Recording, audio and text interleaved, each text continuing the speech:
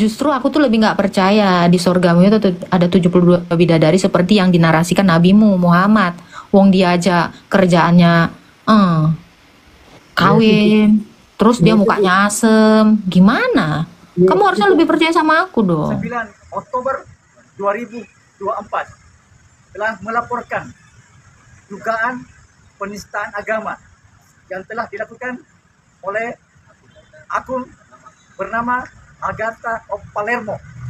Bismillahirrahmanirrahim. Assalamualaikum warahmatullahi wabarakatuh. Sahabat muslim yang dirahmati Allah subhanahu wa ta'ala.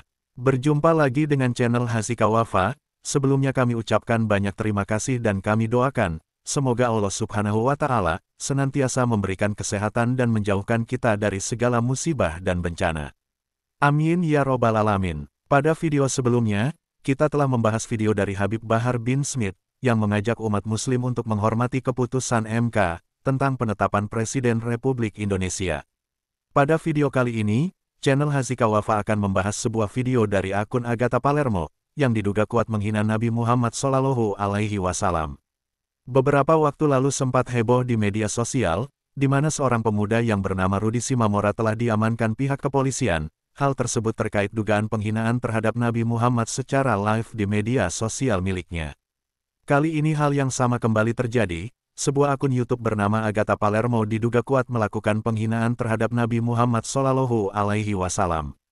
Pada video tersebut Agatha mengatakan, bahwa dirinya tidak percaya dengan adanya bidadari di dalam surga. Dirinya bahkan mengatakan Nabi Muhammad telah berbohong, menghina Nabi dengan kata-kata yang tidak pantas untuk didengar. Agatha lantas mengatakan kepada lawan bicaranya, harusnya orang-orang lebih percaya pada dirinya, karena dia merasa lebih baik dari Rasulullah. Justru aku tuh lebih nggak percaya di sorgamu itu ada 72 bidadari seperti yang dinarasikan nabimu Muhammad. Wong dia aja kerjaannya ya itu, kawin, terus ya dia itu, mukanya asem. Gimana? ya Kamu harusnya itu, lebih percaya sama aku dong. itu Aku situ nih apa? orangnya baik-baik. Aku nggak Mana? pernah menggauli budak di ranjang suamiku. Aku nggak pernah nikah sama orang Oh, buta. Harusnya kamu lebih yakin sama aku dong. tapi pernah jual diri kah? Nggak pernah juga. Nah, Nabi kau suka jual budak. Gimana dong?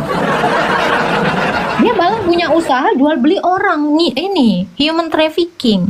Astaghfirullahaladzim. Apa yang dikatakan Agatha jelas menyakiti hati umat muslim di seluruh dunia, dan hal tersebut dapat menimbulkan perpecahan antara umat beragama di Indonesia. Terlebih penghinaan tersebut sudah sering dia katakan, sebagaimana banyak kita temukan di akun media sosial miliknya. Menanggapi dugaan penghinaan tersebut, pengurus API DPS Sulawesi Selatan bergerak cepat, dengan melaporkan akun YouTube Agatha Palermo ke pihak kepolisian. Hal tersebut dilakukan dalam rangka mewujudkan perdamaian, dan kerukunan serta toleransi antar umat beragama. Bismillahirrahmanirrahim. Alhamdulillah, kami dari pengurus API DPW Sulawesi Selatan hari ini tanggal 29 Oktober 2024 telah melaporkan dugaan penistaan agama yang telah dilakukan oleh akun bernama Agatha of Palermo. Tujuan utama kami melaporkan dugaan penistaan agama ini adalah dalam rangka menjaga kedamaian dan kerukunan antar beragama dan menjaga toleransi beragama. Salam toleransi. Allahu Akbar. Allahu Akbar. Sahabat muslim yang dirahmati Allah subhanahu wa ta'ala. Penghinaan terhadap Nabi Muhammad SAW bukan kali ini saja terjadi, namun hal tersebut sudah berulang kali terjadi di belahan dunia, tak terkecuali di negara Indonesia yang mayoritas penduduknya beragama muslim.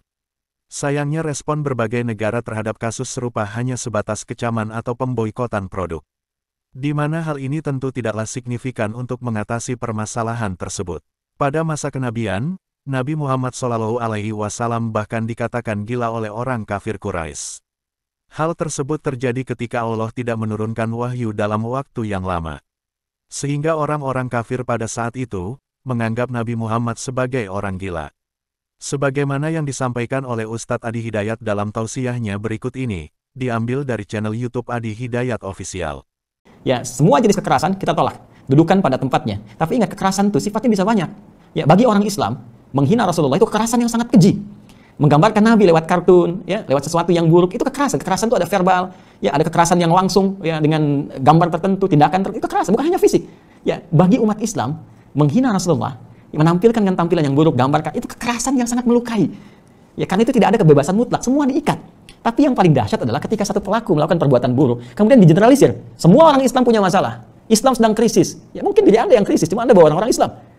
Pernah beliau kemudian dalam masa yang telah panjang berdakwah, qadarullah kemudian ada wahyu yang jeda datangnya tidak seperti biasanya.